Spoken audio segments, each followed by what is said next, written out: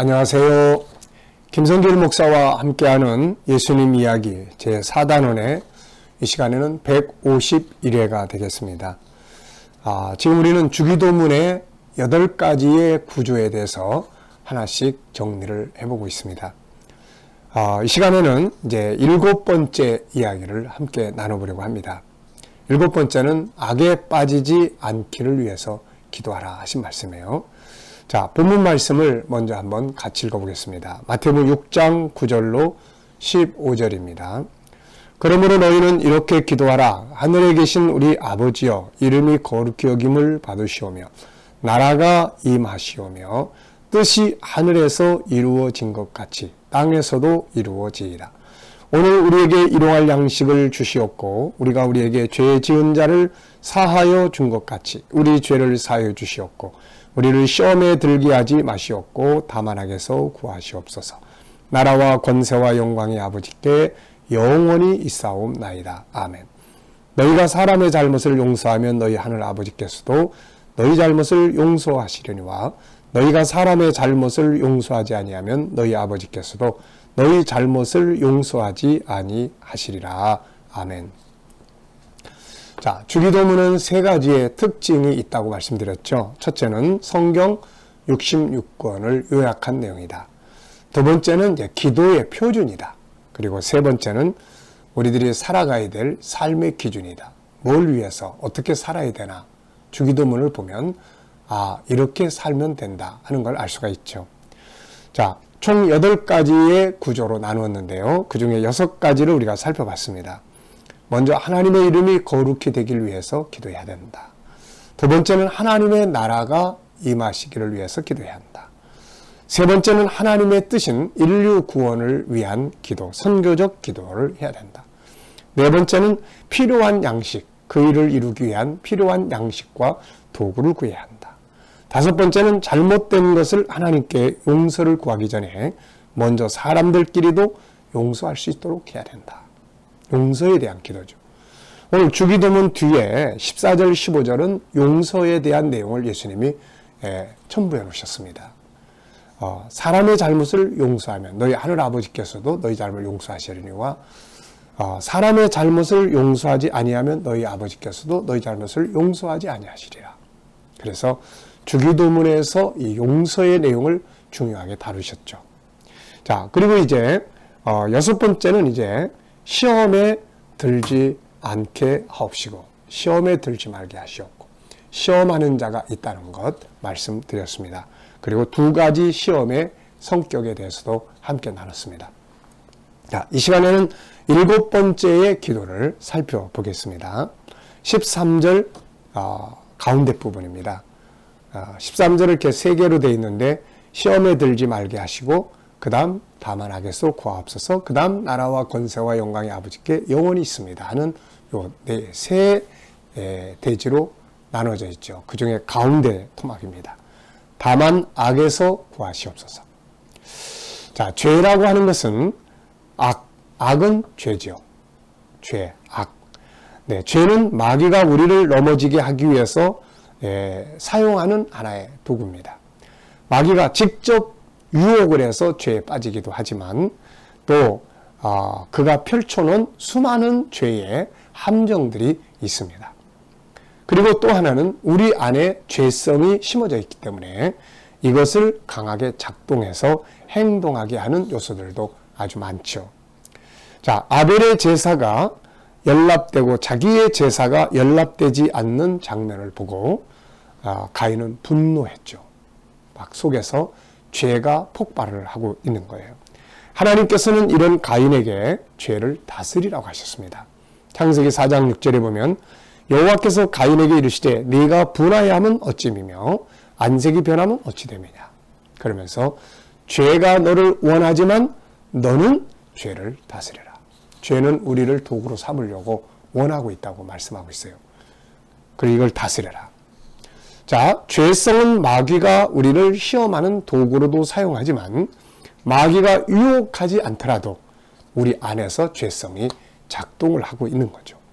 인간의 내면에는 2가지의 모습이 담겨져 있습니다. 하나는 창세기 1장 27절에 하나님의 성품이 들어있어요. 이걸 우리가 본성이라고 이야기를 합니다. 그리고 창세기 3장에 죄성이라는 게 있죠. 이게 나중에 들어와 가지고 지금 우리를 주인처럼 우리를 끌고 다니는 거예요. 이걸 종로로 타면 안 되는 거예요. 그 중에서도 죄성이 강하게 되면 이제 우리가 죄를 짓게 되고, 자기의 본성인 하나님의 성품이 강화되면 선으로 악을 이길 수가 있게 되는 거죠. 그래서 사도 바울은 로마서 7장 16절에서 이 두 가지의 나의 모습을 이야기를 했어요. 그러면서 진짜 나는 바로 창세기 1장 27절에 하나님을 닮은 진짜 나. 죄는 내가 아니고 나를 끌고 다니는 하나의 요소들이죠. 자, 로마서 7장 16절부터 20절까지 보면 아주 잘 설명하고 있어요. 만일 내가 원하지 아니하는 그것을 행하면 내가 이로써 율법이 선한 것을 시인하노니 이제는 그것을 행하는 자가 내가 아니요 내 속에 거하는 죄니라. 내 속, 곧 내 육신에 선한 것이 거하지 아니하는 줄 아노니 원함은 내게 있으나 선을 행하는 것은 없노라. 내가 원하는 바 선은 행하지 아니하고 도리어 원하지 아니한 바 악을 행하는도다. 만일 내가 원하지 아니하는 그것을 하면 이를 행하는 자는 내가 아니다. 내 속에 거하는 죄다. 내가 아니다. 이건 참 나를 말하는 거예요. 창세기 1장 27절 이게 진짜 나거든요. 그런데 창세기 3장에 죄가 들어오더니 얘가 주인 노릇을 하고 있는 거예요, 지금. 그래서 우리는 얘를 버려버리고 내 안에 하나님의 본성, 하나님의 성품을 강화시켜서 살아가는 훈련이 필요한 것이죠. 자, 그래서 죄성이 강화되지 않고 나의 본성인 하나님의 성품이 강화되도록 하는 것이 아주 중요한 일이죠. 자, 그렇다면 왜 죄, 악에 빠지지 말아야 할까요? 죄는 하나님의 성품이 아니고 마귀로부터 오는 마귀의 성품이에요. 그러므로 죄를 지으면 하나님과 관계가 깨집니다. 그래서 악을 범하는 순간 은혜가 사라져버리는 거예요. 죄의 결과는 항상 실패로 또 끝납니다. 아담과 하와가 범죄하고 가져온 결과, 에덴에 쫓겨나잖아요. 가인의 분노라는 죄가 폭발하면서 발생한 결과, 동생 죽이고 부모의 마음의 못을 받고 자기도 저주를 받는, 그래서 죄는 이렇게 망하게 만드는 요소예요. 노아 시대의 사람들, 소돔 고모라 사람들, 그리고 아간과 탐욕의 죄의 결과, 그리고 다윗도 밧세바를 범하면서 죄를 범했죠. 그 결과, 죄는 영혼을 병들게 하고 육체를 파괴시키며 삶을 파괴시킵니다. 죄는 나만 파괴시키는 게 아니에요. 내 가족을 파괴시키고, 가족들이 못된 짓하고 거짓말하고 사기치고 막 살인하고 막 이래 보세요. 가정이 완전히 파탄이 돼버리는 겁니다. 또 마지막에는 지옥불 속에 들어가게 만들어요. 죄는 영혼을 병들게 하고 마지막에는 영원한 멸망으로 갑니다. 그래서 죄사함 받지 못하는 자들이 다 지옥에 가는 이유가 그거죠. 그러므로 천국의 백성들은 악한 일에 빠지면 안 되고 죄의 함정에 빠지지 않도록 항상 조심하고 살아야죠. 그래서 하나님께서는 죄를 다스리라고 하신 거예요. 가인 보고 창세기 4장 7절에 죄가 너를 원하고 있지만 너는 죄를 다스려라. 이게 다스리라고 하신 거예요. 끌려다니지 말고. 바울 사도는 로마서 12장 21절에 악에게 지지 말고 선으로 악을 이기라.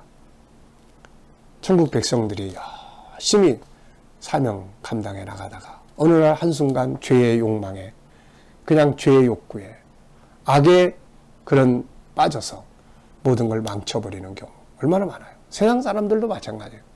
성공한 모든 것들을 그냥 하루아침에 몽땅 다 허물어버리는 이런 일들도 많아요. 다 죄의 요소들이에요. 술 취함, 방탕함, 타락함, 분노, 성추행, 다 이런 것 때문에 다 무너지잖아요. 탐욕, 네, 이런 것 때문에. 다 죄의 요소들이잖아요. 바울 사도는 이것을 선한 싸움이라고 이야기를 했죠. 자, 그렇다면 어떻게 이길 수 있을까요? 네 가지를 소개를 하겠습니다. 첫째는 예수 그리스도의 십자가로 우선 죄를 이겨야 돼요. 죄를 지었을 때 자기를 학대하거나 정죄하지 말고 십자가를 의지하고 그 앞에 고백을 해야 합니다. 주님, 저는 또 죄를 졌네요. 그래서 저에게 당신이 필요해요. 주님, 그래서 저에게 십자가가 필요합니다. 나의 대속을 믿습니다. 그래서 십자가로 죄를 이겨야 합니다. 우선 첫째는. 두 번째는 이제는 내가 선한 요소를 강화시켜가지고 선으로 악을 이겨야 돼요. 죄보다는 선한 성품을 살도록 힘써야 합니다. 다시 말하면 창세기 1장 27절 속에 있는 하나님의 성품, 이거를 강화시켜야 돼요. 이걸 강화시키면은 죄를 창세기 3장을 이길 수 있어요. 그래서 바울 사도가 로마서 12장 21절에서 악에게 지지 말고 선으로 악을 이기라. 이거는 다시 말하면 창세기 1장 27절을 강화시켜서 창세기 3장을 이겨라. 그런 말씀이거든요, 이게. 그러니까 이런 성품을, 좋은 성품을 훈련하지 않으면 우리는 여전히 내가 원하지 않아도 그거밖에 할 줄 아는 게 없기 때문에 자꾸 끌려가는 거예요, 이게. 그래서 온유함의 훈련도 하고, 용서의 훈련도 하고, 다양한 존귀하게 여기는 훈련도 하고, 다양한 성품들을 훈련하는 거예요. 이건 그냥 저절로 되는 거 아닙니다. 선한 성품, 창세기 1장 17절. 우리 G7은 바로 하나님의 성품 훈련이에요. 하나님 형상으로 세상을 다스리라. 이거를 회복하는 훈련을 하는 거죠. 5-14의 성품 하나하나 훈련하고 공부하다 보면은 내 마음의 본성이 찾아지는 거예요. 그러면 죄에 대해서 좀 더 이길 수 있는 힘을 갖게 됩니다. 자, 세 번째는 이제 말씀과 성령에 매이는 게 아주 중요하죠. 성령과 말씀은 우리를 선한 길로 가게 해 줍니다. 자, 네 번째는 죄의 요소들을 멀리하는 게 제일 좋아요. 네. 그래서 시편 1편 1절에는 복 있는 사람은 악인들의 꾀를 따르지 아니하며 죄인들의 길에 서지 아니하며 오만한 자리에 앉지 않는다. 죄의 자리에 앉아 있으면서 시험에 들지 않게 해주세요. 이 악에 빠지지 않게 해주세요. 이건 어리석은 거예요. 그래서 우리는 그런 자리에 앉지 말고 그런 자들과 같이 길에 서지 말고 그런 자들과 대화를 섞지 말고 그래서 그런 것들은 제일 중요하죠. 많은 사람들이 열심히 일하다가 순간 죄의 유혹이나 욕망에 매여 실패하는 경우가 많아요. 주님은 이런 일이 생기지 않도록 우리에게 기도하라고 하신 것입니다. 자, 창세기 4장 7절을 기억해 보십시오. 죄가 너를 원하나 너는 죄를 다스릴지니라. 다스리는 방법 4가지. 첫째는 십자가로 이겨라. 둘째는 하나님의 성품을 강화시켜라. 아무리 분노를 안 하려고 해도 온유를 훈련하지 않으면 분노밖에 아는 게 없으면 그거밖에 습관된 게 없으면 그걸 하게 돼 있어요.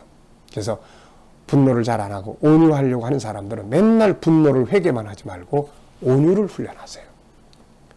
겸손을 훈련하고 그래서 5-14의 성품 훈련을 열심히 해보시기 바랍니다. 그리고 말씀과 성령에 매이고 죄의 요소들 선악과 옆에서 놀지 말고 멀리 떨어지는 거죠. 멀리 떨어지는 거예요.